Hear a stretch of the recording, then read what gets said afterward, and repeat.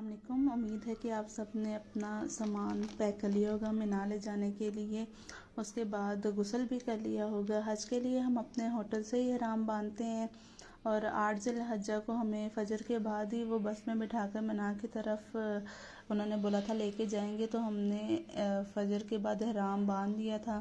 2 رکعت نفل احرام کی نیت سے بھی پڑھ لیے تھے۔ جیسے ہی لبیک پکاری تو احرام کی پابندیاں سٹارٹ ہو جاتی ہیں۔ پھر مینا میں آپ نے ظہر، عصر اور عشاء قصر پڑھنی ہے۔ قصر کا مطلب ہوتا ہے کم کر کے پڑھنا، اور مغرب اور فجر میں جائز نہیں ہے۔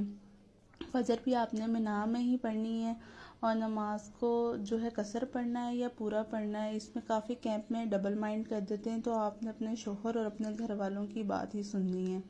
ہم نے قصر پڑھی تھی کیونکہ یہی سنت ہے۔ مغرب اور فجر کو ہم قصر نہیں کر سکتے، یہ جائز نہیں ہے۔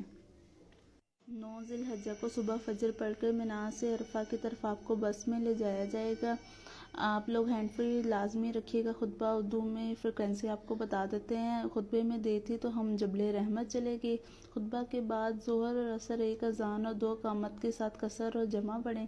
پھر نماز پڑھنے کے بعد مقام عرفہ میں وقوف کریں، مطلب کھڑے ہو جائیں، قبلہ رخ منہ کر کے اللہ کا ذکر، دعائیں، اللہ کی ہم سب سے اچھی دعا، چوتھا کلمہ، تیسرا کلمہ ہے، ان کو کثرت سے پڑھنا چاہیے۔ اپنے رب سے جو بھی ہو دعا مانگنی ہو وہ آپ کریں۔ آپ بک سے بھی دعائیں پڑھ سکتے ہیں، درود شریف پڑھیں۔ نبی پاک صلی اللہ علیہ وآلہ وسلم جب دعا مانگتے تو 3 بار دعا کو دہراتے تھے، تو ہمیں بھی اپنے پیارے نبی کو فالو کرنا چاہیے۔ مسجد نمرہ کا راستہ لوگ زیادہ ہونے کی وجہ سے بند کر دیا تھا، انہوں نے بیریئرز لگا دیے تھے۔ اگر آپ مسجد نمرہ میں وقوف، خطبہ اور نماز پڑھیں تو آپ لوگ واقعی کافی لکی ہیں۔ عرفات میں مغرب کی اذان کے بعد سورج جب غروب ہو جائے تو مزدلفہ کی طرف جانا ہے۔ نماز مغرب جو ہے وہ مزدلفہ میں ادا ہوگی۔ کثرت سے لبیک پکارنی ہے۔ ہمیں بس نہیں ملی تھی تو ہم پیدل چل پڑے تھے، لیکن راستہ بہت لمبا ہے، بزرگ لوگ جو ہیں وہ بس میں ہی جائیں۔ جب آپ مزدلفہ پہنچ جائیں، جب بھی آپ پہنچیں تو فوراً نماز مغرب پڑھیں 3 رکعت، اور عشاء 2 رکعت 1 اذان اور 2 اقامت کے ساتھ جمع کر کے پڑھیں۔ اور ترتیب یہی ہونی چاہیے۔ جو کینکریاں ہیں وہ آپ نے 10 ذی الحجہ کی 7 جمرۃ العقبہ کو مانی ہے، اور 11-12 ذی الحجہ کو 21 کینکریاں تینوں جمرات کو ماننے کے لیے 49 کینکریاں ہو جائیں گی۔ اور جو کوئی 13 ذی الحجہ کو رکنا چاہتا ہے تو وہ 21 اور کلیکٹ کرے گا، 70 کینکریاں ہو جائیں گی۔ پھر رات آپ نے جو ہے وہ مزدلفہ میں ہی قیام کرنی ہے، نماز فجر مزدلفہ میں ہی پڑھنی ہے، اور قبلہ رخ ہو کر آپ نے خوب دعائیں کرنی ہے۔ صبح خوب روشن ہو جائے تو مینا کی طرف جانا ہے۔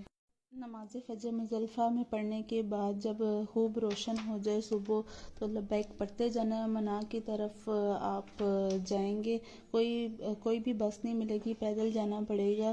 اور کچھ لوگ ناشتہ کر کے جمرات کی طرف چلے جاتے ہیں۔ ہم لوگوں نے بھی تھوڑا سا ناشتہ کیا اپنے کیمپ سے، پھر ہم چلے گئے تھے جمرات کو وہ ہے کینکریاں مارنے۔ 2 جمرات کو انہوں نے وہ جو بیریئرز لگائے ہوتے ہیں، صرف ہم نے جو ہے نا جمرۃ العقبہ اس کو 7 کینکریاں مارنی ہوتی ہیں 10 ذی الحجہ کو، اور ہر کینکری مارتے وقت اللہ اکبر کہیں۔ پھر کینکری مارنے کے بعد ہم نے کارڈ پر ٹائم چیک کیا جو بینک کی طرف سے ملا تھا، کہ پیسے جمع کرا کے کہ کتنے بجے قربانی کا جانور ہوگا۔ وہ کیونکہ ہمارا جلدی کا تھا۔ قربانی کے بعد انہوں نے اپنا حلق اور میں نے اپنے بال کٹوا لیے تھے۔ اس کے بعد ہم طواف زیارہ کے لیے مکہ کی جانب چلے گئے۔ حلق کرانے کے بعد جو احرام کی پابندیاں ختم ہو جاتی ہیں سوائے محرم کے لیے اپنی عورت، پھر ہم زیارہ کے لیے ہم مکہ چلے گئے۔ یہ حج کا ایک اہم رکن ہے۔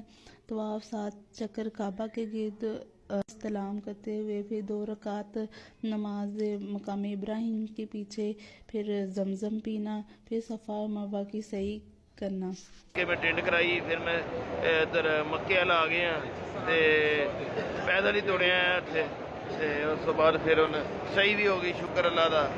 طواف زیارہ مکمل ہو گیا وا، ہوں دوبارہ واپس جا رہے ہیں۔ واپس چلے گئے تھے، وہاں ہم لوگوں نے قیام کرنا ہوتا ہے۔ 11 ذی الحجہ کی رمی کرنی ہوتی ہے، 12 ذی الحجہ کی رمی کرنی ہوتی ہے۔